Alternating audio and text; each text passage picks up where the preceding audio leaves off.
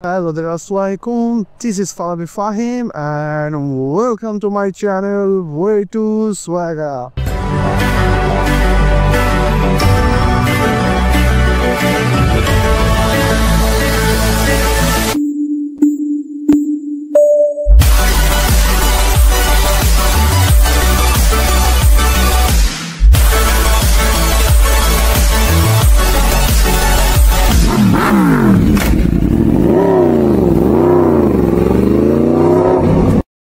তো ব্রো, সময় এখন হলো 4:30টার মতো, অ্যান্ড আমরা যাচ্ছি হলাম মোহাম্মদপুরের দিকে। একটা ছোট্ট একটা কাজ আছে।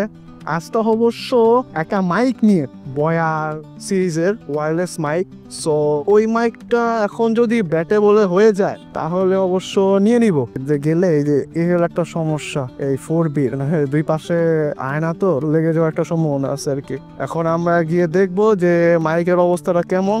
তবে হ্যাঁ, একটা প্ল্যান আছে অবশ্য, যে ডিজের যে নতুন মাইকটা বাইর হয়েছে ওয়্যারলেসটা, সো ওইটা নেওয়ার একটা ভাবনা চিন্তা আছে। বাট তার আগে আমি ডিজে অ্যাকশন 5টা নেব ইনশাল্লাহ। সো ওইটা যদি নেওয়া হয়ে যায় দেন আমি ওয়্যারলেস মাইকের দিক মুভ করব। তবে এর আগে যদি সব ঠিকঠাক থাকে, আমাদের ওয়াগার ফ্যামিলিতে নতুন একটা মেম্বার সংযুক্ত হবে ইনশাল্লাহ। ভিডিওর থাম্বনেল দেখে আপনারা বুঝতেই পারছেন আমরা নতুন একটা জায়গায় ট্যুরে যাব অবশ্য খুব শীঘ্রই। অ্যান্ড এটা হতে পারে কোনো কুম, আর হতে পারে কোনো একটা ট্রেলে। সবগুলো আসলে ঠিক হয়ে গেছে, আমরা বাসের টিকিট সব কনফার্ম করে ফেলছি। এখন শুধু আমাদের যাওয়ার পালা। সবাই দোয়া করবেন, কারণ আমরা যে জায়গায় এখন ট্যুর দিতে যাচ্ছি ওইটা হলো বাংলাদেশের one of the most wild trail. এই রাস্তাঘাটে এখনো টেসলা কুকি দিয়ে বেড়াচ্ছে। দেশটার অবস্থা এখন এমন হয়ে গেছে, মানে কি নিয়ে যে কি আন্দোলন, কি নিয়ে কি মানে হইতাছে সবকিছু, সবাই নিয়ে কিছুতে কিছু হবে।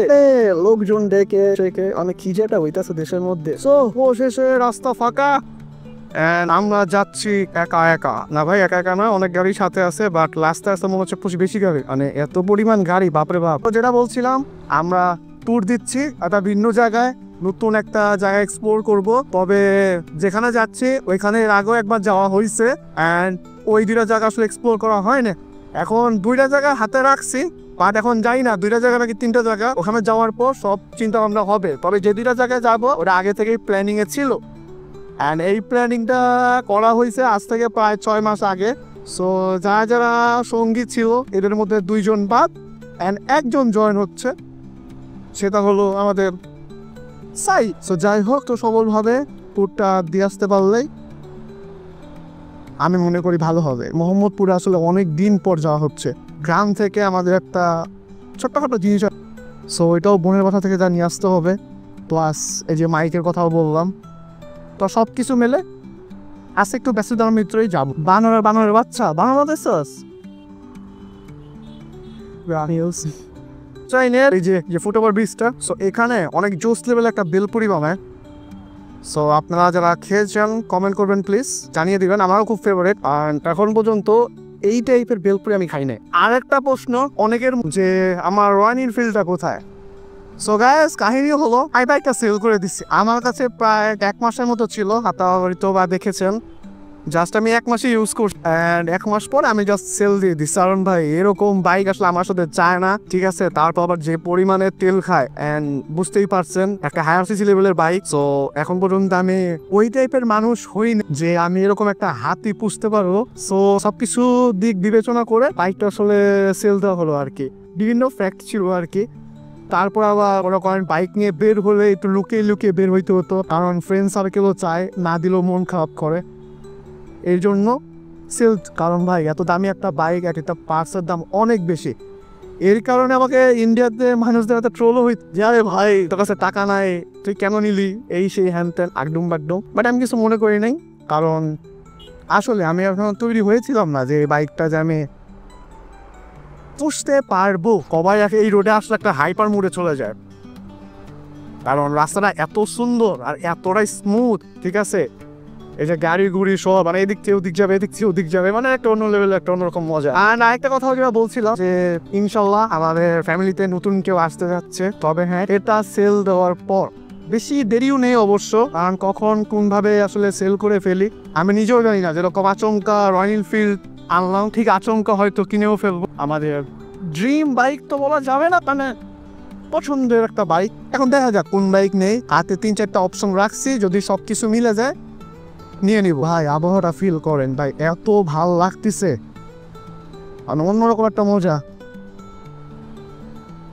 যেহেতু প্রায় সন্ধ্যা হয়ে আসতেছে, অ্যান্ড বিকাল টাইম আর সন্ধ্যার মুহূর্তে যে একটা মিড টাইম থাকে, সো ওই লেভেলের একটা ফিল, সো একটা আলাদা রকম ভালো লাগা কাজ করতেছে আর কি। তো অবশেষে আমরা ঢুকে গিয়েছি মোহাম্মদপুরে, একটা ব্যস্ততম এলাকার। এত বেশি লেগুনা, এত বেশি টেসলা, তো সব মিলে একটা অন্যরকম পরিবেশ থাকে এই জায়গা। And আমরা খুব কাছাকাছি চলে আসছি, যা বললো সূচনা কমিউনিটি সেন্টারের সামনে। মামা সাইড কি দেবেন দেখছেন? বর্তমান পরিস্থিতিটা এরকম যে আপনি যদি কাউকে কিছু বলে ফেলেন, এর 5 মিনিট পর যে আপনার সাথে কি হতে পারে এটার কিন্তু কোনো শিওর। আগে এমন হতো যে ইচ্ছা মতো মানুষকে বলবেন, যদি কোনো দোষ করে থাকে সে জাস্ট দায় স্বীকার করে নিত, বাট এখনকার বর্তমান সময় জাস্ট অন্য লেভেল। মানে যে দোষ করছে তার তো মানে ভাব বেশি, আর যে দোষ করে নাই সে তো শেষ, মান ইজ্জত নিয়ে টানাটানে। এই হলো বর্তমান আমাদের অবস্থা। না বাবা, তাকে আপনার পড়াইতে আমার চালাইতে দিব। এলো জিনিসপাতি খাওয়া, এটা সিস্টেম দিতে দিব। কাহিনী হলো বয়ের যে মাইকটা ছিল, আমি ডেড ক্যাট লাগানোর পরও বিশাল পরিমাণের একটা নয়েজ আসতেছে, কথার ভয়েস, সো ওইটা দিয়েও একটা অন্যরকম সাউন্ড আসতেছে, মানে ক্লিয়ান্স। এই জন্য চিন্তা করলাম ভাই দরকার নাই, ক্যান্সেল করে দিই। সো অবশেষে সন্ধ্যা ঘনিয়ে আসতেছে এন্ড আমাদের গন্তব্য এখন বাসার উদ্দেশ্যে। তো ভিডিওটা এখন এখানেই শেষ করতে হচ্ছে। তো সবাই ভালো থাকবেন, সুস্থ থাকবেন, পরিবারকে খেয়াল রাখবেন, চ্যানেলটাকে সাবস্ক্রাইব করে দিবেন, ফলো করে দিবেন, লাইক করে দিবেন। পিস।